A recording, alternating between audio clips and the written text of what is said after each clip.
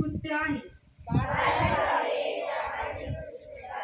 आणि कायद्याचे उल्लंघन आहे,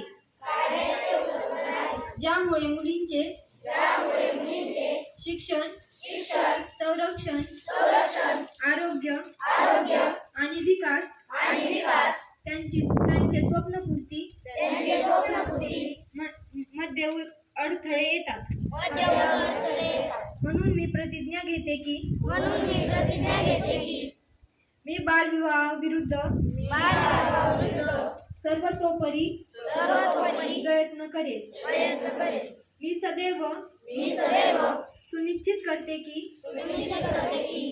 माझ्या कुटुंबात, शेजारी व समाजात बालविवाह होणार नाही.